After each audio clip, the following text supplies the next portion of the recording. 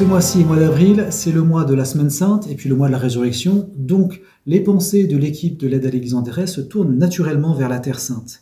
Les événements qui ont succédé au 7 octobre 2023 continuent à frapper douloureusement ce pays qui était déjà sous pression avant même ceci. Là-bas, au milieu des actualités qu'on entend, qui sont très inquiétantes, vit toujours une petite minorité de chrétiens qui sont répartis entre la Palestine, les différents territoires palestiniens, et le territoire d'Israël lui-même. Dans tous les cas, ces chrétiens représentent à peine 2% de la population, donc c'est une minorité très réduite.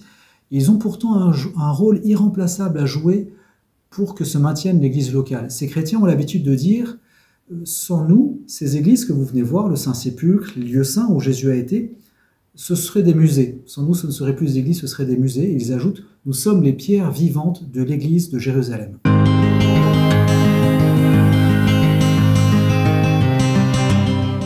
Évidemment, les réalités sont très différentes suivant que ces chrétiens vivent à Gaza, vivent en Cisjordanie, à Taïbé par exemple, à Bethléem ou à Jérusalem. Dans notre magazine, dans nos publications, nous parlons souvent des chrétiens qui sont pour ainsi dire sur le front, les chrétiens de Gaza en particulier qui sont au cœur de nos préoccupations, qui vivent au sein de la paroisse de la Sainte Famille dans des conditions terribles. Nous parlons aussi souvent de Bethléem qui est maintenant complètement cerclé de murs et où les chrétiens vivent un risque existentiel parce que la plupart des jeunes partent de ce territoire-là. Là, je voudrais dire simplement un mot des chrétiens de Jérusalem dont on parle assez peu.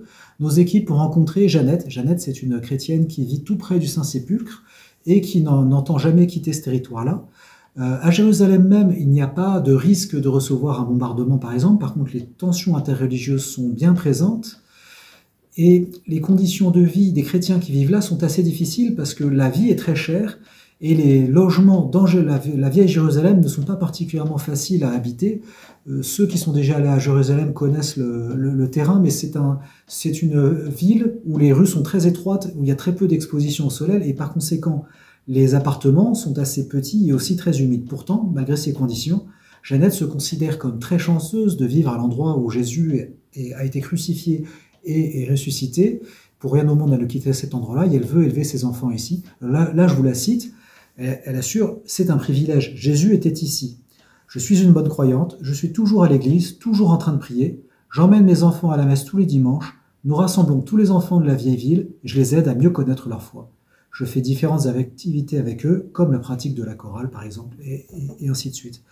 On voit à quel point ces chrétiens, malgré tout, sont profondément, viscéralement attachés à cette terre.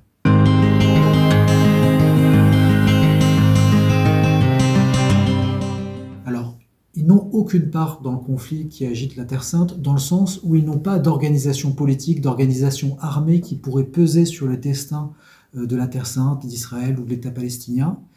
En revanche, évidemment, ils ont un rôle en tant qu'ils sont victimes de tout ce qui se passe là-bas. Ils ont un rôle social aussi très important au sein des sociétés palestiniennes et israéliennes. C'est très visible en particulier dans l'éducation et dans les écoles. Les écoles chrétiennes sont réputées, en Israël comme partout dans le Moyen-Orient, et ce sont des lieux où chrétiens, musulmans, juifs parfois, peuvent vivre côte à côte en dépassant les préjugés qu'ils pourraient avoir sur les autres minorités. Donc ces écoles, cette communauté chrétienne, peuvent apporter une chose dont ces pays ont absolument besoin, à savoir une certaine solidarité, une certaine concorde. Ils en ont d'autant plus besoin depuis le 7 octobre 2023.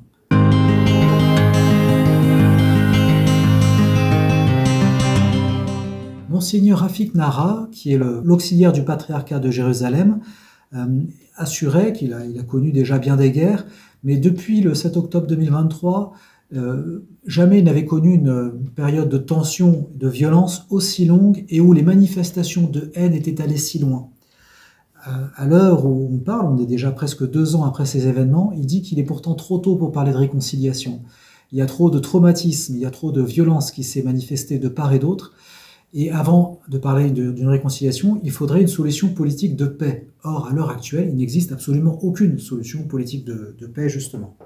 En revanche, à côté de ce constat qui peut être très sombre, il s'émerveille de voir parmi les différentes communautés israéliennes ou palestiniennes des personnes qui cherchent à aller vers les autres populations et qui organisent en particulier des rencontres interreligieuses. Il espère que le courage, la bonne volonté de ces artisans de paix finiront par l'emporter sur les haines qui continuent à frapper le pays.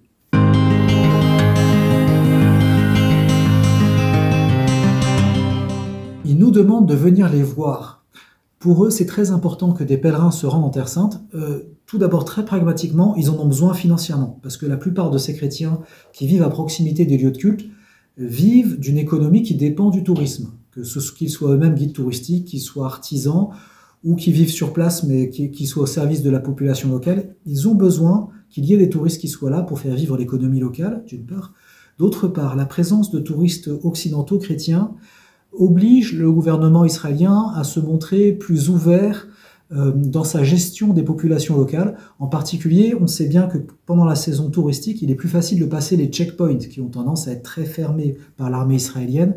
La présence de touristes permet de mettre un peu d'huile dans les rouages et de permettre à ces Palestiniens de ne pas être complètement dans un univers carcéral. Donc ça, c'est pour les raisons pragmatiques. Beaucoup plus profondément, ces chrétiens qui ont ce sentiment d'être très petits, très peu nombreux au sein d'un pays qui a des forces qui les dépassent infiniment, ont besoin de sentir à côté d'eux la solidarité, la fraternité de l'Église universelle. Donc je peux vous garantir que si vous vous rendez sur place, vous serez très bien accueillis. Donc si vous pouvez aller en Terre Sainte, je me fais le porte-voix de nos amis de Terre Sainte, venez en Terre Sainte si vous le pouvez.